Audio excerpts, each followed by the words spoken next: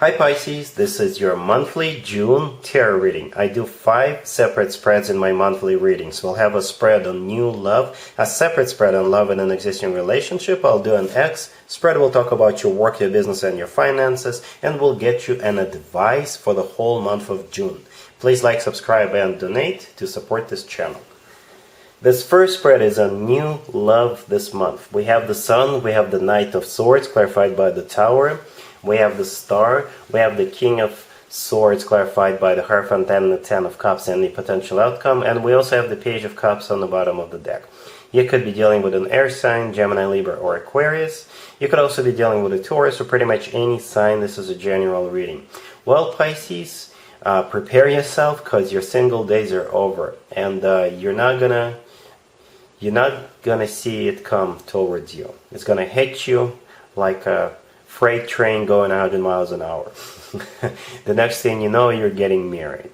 But first, we have the Page of Cups on the bottom of the deck all the way to the right. The Page of Cups is what usually happens in the beginning of any connection, or pretty much any connection. This is them giving you flowers, this is them asking you out, this is them texting you, paying a lot of attention to you, giving you compliments. You could be meeting some place like a bar or a restaurant, so the Page of Cups, it could be them buying you a drink, you know, the usual. And the very first card that came out is the Sun. The Sun is the happiest card in the deck. But for some reason, what I see in this card is what this person sees in you, Pisces. They see you as very genuine, very open-minded, and a very happy person. Someone they've always wanted to be together with. Someone they searched their entire life. You're very happy. You laugh at their jokes. You are open-minded. You're not fake. Right? This is the way they see you, as that person riding a horse. Somebody who is just the kindest person on earth. This is what you are in this person's eyes, and they will just want to seal the deal with you as quickly as possible before somebody else sees you the way they see you, Pisces. And here they come with the Knight of Swords and the Tower energy. The Knight of Swords could be an air sign, Gemini, Libra, or Aquarius, or this is the energy of this person rushing into your life and trying to seal the deal with you.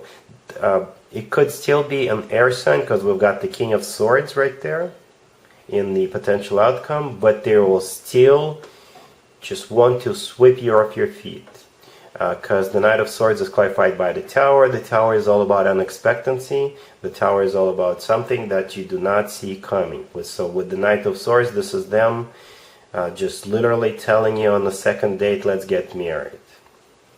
Let's move in together. They will confess their love to you, and they will want to be with you forever and ever until the day they die. That's what I see here. The Star, the next card I came out after the Knight of Swords and the Tower, it could be an Aquarius you're dealing with, because the Star is the personal Aquarius card, or the Star is a wish come true. And like I said, you are their wish come true. They've always thought of, they always dreamed of someone like you. They always manifested someone like you, and they finally met you. Alright, so in the potential outcome, we have the King of Swords with the Hierophant and the Ten of Cups. So the King of Swords, it's that same person that we see in the Knight of Swords energy. The King of Swords, could be an air sign, Gemini, Libra, or Aquarius, or this person is going to be very, very determined to marry you. And I'm not just over-exaggerating, because the last 2 cards that came out in the potential outcome are all commitment cards. The Hierophant is about something traditional, like a committed relationship or marriage, and the Ten of Cups is one of the marriage cards. The Ten of Cups is one of the best cards when it comes to emotionally fulfilling relationships or marriages. It is the happily ever after card in the tarot deck. So, yeah, June is going to be a very important month for you, Pisces. We've got quite a few major arcana cards on the table. I count 4, right? They're all amazing major arcana cards, especially the Sun, and it's, like I said, it's the first card that came out, and it's very important that it came out first. And we have two commitment cards. We have a wish come true card, and we have the person who is dedicated for you, and they will love you, they will cherish you, they will take care of you for as long as they breathe. Alright, Pisces, congratulations. Pisces, if you are already married or if you're in a relationship, this spread is for you. We have the Fool, we have the Seven of Wands, we have the Chariot clarified by the Ten of Cups, and we also have the Hangman on the bottom of the deck. You could be dealing with a Cancer. I can interpret the spread a couple of different ways, but they're essentially similar. One of you here wants to buy a new family car, or one of you here wants to go travel as a family on vacation. And whoever that person is who wants to go, they will insist. Or the person who wants to buy a new family car, they will insist on buying that new car. That's what I see here. Let's take a closer look. We have the Hangman on the bottom of the deck. This is a situation that is stuck, that is not going anywhere. This is a card of a stagnation. So perhaps you've been talking about buying a new car, or you've been talking about going on vacation for a while, but it hasn't moved anywhere. Hasn't moved an inch, or hasn't moved a centimeter. Right? So there will be a movement. The first card that came out is the Fool. The Fool is all about doing something, having a new beginning, or going someplace, or actually buying a new car and just, enjoying it. Then the Seven of Wands, this is someone here who is going to insist on buying a new car, or someone here who is going to insist on going. The next card that came out is the Chariot, and the Chariot is clarified by the Ten of Cups. The Ten of Cups is your family, right? This is your relationship, this is your marriage here. And the Chariot is either that car, or the Chariot is all about that trip that the person who wants to go on that trip wants to go, right? So a very interesting month, as long as the two of you don't get into a fight. But it could get a little rough, because the Seven of Wands, this is a card of confrontation, but this is a card of somebody who stands their ground, somebody who insists on something, somebody who defends what they believe is right. Okay? Cool. Let's see if anybody comes back from the past for you, Pisces, this month. Keep in mind, it could be somebody from a couple of months ago, a year ago, or a couple of years ago, so it doesn't have to be the most recent ex. Also, keep in mind, we'll have Mercury in retrograde for most of June, so you may get more than one ex resurface during this time period. We have the Star, we have the Ten of Wands, we have the Six of Wands clarified by the Ace of Pentacles and the King of Pentacles. And we also have the Nine of Swords on the bottom of the deck. You could be dealing with an Aquarius or an Earth sign, Taurus, Virgo, or Capricorn. So this King of Pentacles right next to the deck is most likely the person who will be making an attempt to get back together with you. Right? It could be an Earth sign, Taurus, Virgo, or Capricorn, or this is somebody who is very grounded, very stable. This person doesn't make any sudden moves. This person could also be set financially. What throws me off a little bit is the Nine of Swords on the bottom of the deck, all the way to the right. The Nine of Swords is a card of somebody who is sad, depressed, somebody who doesn't know what to do, somebody who can't sleep at night. So it could be your energy, or it could be their energy, or it could be both of your energies. Perhaps both of you want this. Both of you are really stressed out without each other, and both of you are just going through it because of this breakup that happened between the two of you. But either way, this person is going to come back. The first card that came out is the Star. The Star is all about healing, or the Star is a card of a wish come true, and in this case, this is their wish, or perhaps your wish, to get back together. The next card that came out is the Ten of Wands. The Ten of Wands is a card of a burden. So the way I see this burden here is it is a burden for either you or them or both of you to be without each other. You will come to a realization that you really need each other back into your lives, right? So here they come with the Six of Wands, and it's clarified by the Ace of Pentacles and the King of Pentacles. So the King of Pentacles we already talked about, what kind of person who is coming towards you. And what's interesting is the Six of Wands is a card of a victory, but back in the day, the Six of Wands used to be called the proposal card, and the Ace of Pentacles, clarifying the Six of Wands, it often comes through as a proposal as well.